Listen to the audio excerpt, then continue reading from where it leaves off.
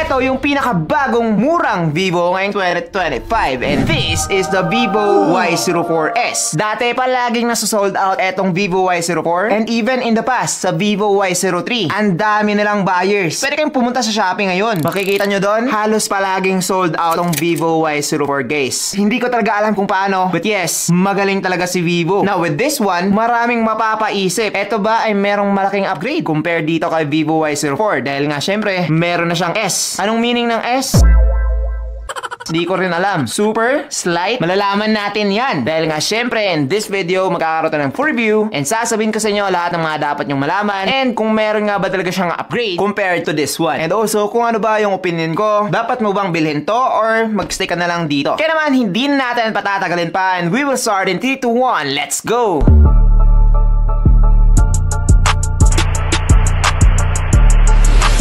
Yo, what's up guys, I'm JP and this is JTeen TV. Now before we proceed, I just wanted to know na meron tayong maraming phone giveaway in this month of November. So kung gusto nyo maka-join, subscribe na. Sayang naman. Now back to this phone, as you can see, nasa yun lang naman talaga sila ng box ng Vivo Y04. Pagka-unbox dito guys, unang bubungad sa atin yung mismong smartphone. And yes, eto yung nakuha ko. Medyo weird pero this is the violet version. Pang babae talaga siya. Meron ka pa iba't ibang option like yung gold and yung green. Pero ayoko naman ng green. Tapos meron naman akong gold. So I decided with this one, the violet version. After naman ng phone, meron tayong jelly case, paperwork, USB-A to Type-C na cable, 15 watts na charging brick, and lastly, yung kanyang SIM ejector pin. So far, pagdating dito sa pag-unbox, kompleto naman siya. Meron ng case, meron ng adapter, cable, all goods. Now, just look at that. Napakaganda, diba? Meron tayong 2 cameras dito sa kanyang likod. Katabi nito yung kanyang dalawang flash din. On the left side, eto guys, ay mas mahinang flash. Yung normal na flash lang. Look at that. Ganyan lang po siya. Yan yung pinaka-bright niya. Eto naman yung high brightness. 10 times. Sobrang lupit. Sobrang bright. Perfect na perfect talaga to sa gabi. So, kung mahilig ka mag-party-party, maso-surprise sila sa flash ng phone mo. So far, everything na nandito kay Vivo Y04S ay andito na rin kay Vivo Y04. It's pretty much the same phone with the same thickness, the same weight. Everything is the same pagdating dito sa kanyang design. Pagdating sa kanyang buttons and ports, dito guys sa baba nakalagay yung kanyang microphone, Type-C port, and 3.5mm port. So, kung mahilig ka pa rin sa wired earphones, pwede to. Also, dito naman sa right side nakalagay yung kanyang volume rockers. Katabi nito yung kanyang fingerprint scanner/power button. Dito naman sa left side nakalagay yung kanyang SIM card tray, which is nagsusupport na ng 1 SD card plus 2 SIM cards. So meron tayong 3 slots pagdating dito guys. It is expandable up to 2 TB using micro SD card. So kung gumagamit pa rin kayo ng SD card, swak na swak to. Dito naman sa top nakalagay yung kanyang single firing speaker, which is for me, kapag hindi ka nasanay na nandito sa top yung speaker, medyo weird talaga siya. I thought na dito nila ilalagay or sana man lang dual speaker, but yes, single firing speaker lang siya and it is located at the top. Pagdating naman dito sa kanyang protection guys, same na same pa rin. Meron po siyang IP64 water and dust resistance. Kaya naman pagdating sa ulan, mga talsik ng tubig, habang naglalaba, habang nagugas ng plato, wala na yung problema with this phone. Perfect na perfect to para sa mga riders dahil nga even umuulan, hindi pa rin kayo haharangan ng inyong smartphone dahil nga hindi na to madadamage ng ulan. Also, sinabi rin ng Vivo na eto guys ay meron ng military grade shock resistance. Kaya naman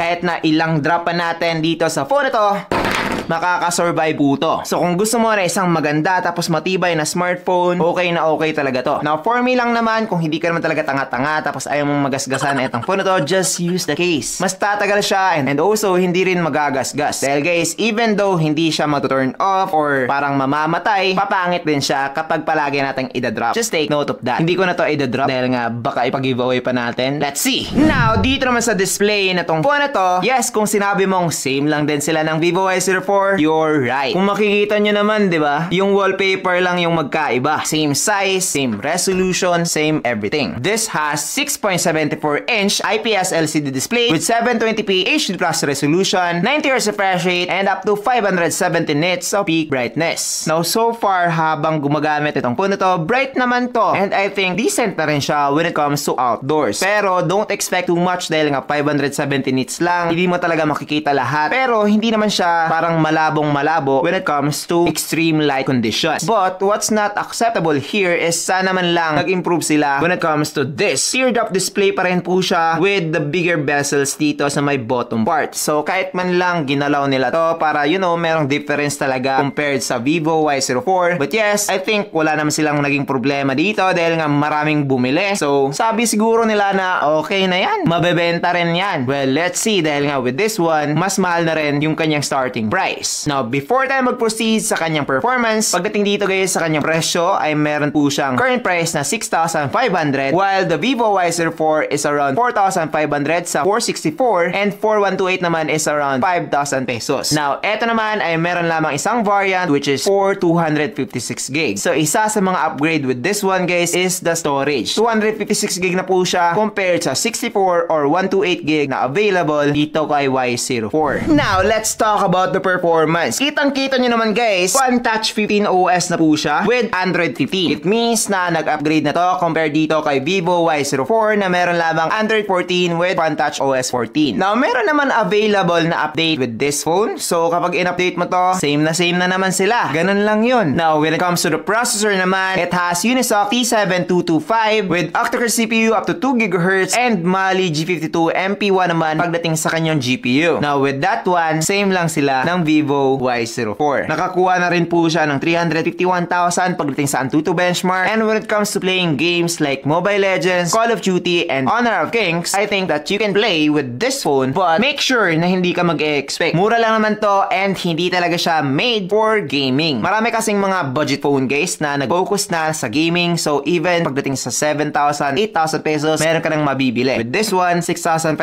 and I think hindi siya ganun kalakas. Sakto lang po siya or nasa decent range lang. Hindi siya malag, hindi rin siya napaka-smooth. Dito sa Call of Duty, meron po siyang medium graphics with high frame rate. And as you can see, makakapaglaro pa rin naman tayo dito, but paminsan-minsan merong mga delay or lags or frame drops. So in short, hindi talaga siya ganun ka-smooth when it comes to playing Call of Duty, especially at this setting. So kung gusto mo ng mas smooth, babaan mo na lang yung settings pagdating sa kanyang graphic settings na available. Pwede mo siyang iset ng low pagdating sa graphics and high naman pagdating sa frame rates. Dito naman sa Mobile Legends, it has ultra graphics with super refresh rate. Now, I don't recommend you to use that pero available po yan with this phone. Now, naglaro naman ako sa settings na yan and so far, playable naman po siya and it's pretty smooth. Medyo na-surprise ako dito guys dahil nga medyo lag siya when it comes to the home sa Mobile Legends pero pagdating sa gameplay, naging smooth naman siya or naging playable na talaga siya. So, kung hindi ka naman talaga masyadong arte or minsan ka lang naglaro ng Mobile Legends, I think na marirecommend ko na rin etong si Vivo Y04S. Pero, kung isa ka sa mga tao na gusto talaga mag-grind, gusto talaga magpasikat dito sa Mobile Legends, naku po, hindi mo yan magagawa or hindi ko ito marirecommend para sa inyo. Now, dito naman sa Honor of Kings, this phone has ultra graphics with high refresh rate. And as you can see, playable pa rin siya. Same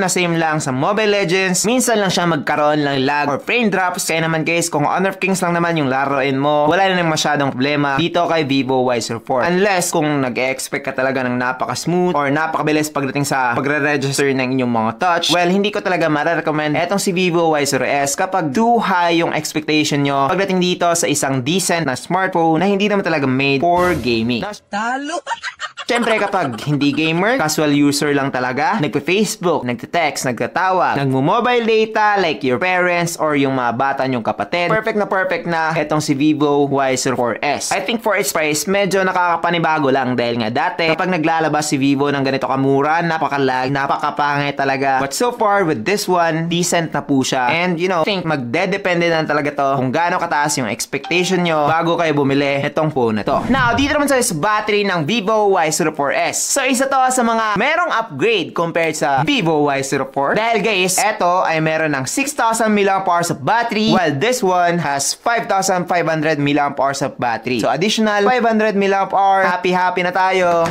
Woo, merong upgrade. We don't care. But besides that, wala na. Even sa charging, same lang po. With the 15 watts of charging, I think medyo matatagalan talaga kayo sa pag-charge netong Vivo Y04S. But if I were you, dahil nga matagal siyang malobat, i-charge nyo lang siya kapag matutulog na kayo. I think guys, hindi nyo to malulobat whole day. Ganon kakunat yung Blue Bolt technology pagdating sa battery netong Vivo. So battery wise, recommended ko talaga to dahil nga makuna talaga siya. Legit. Pagdating sa kanyang size, manipis nipis pa rin naman siya. So sexy, pero makunat yung battery. Oh my!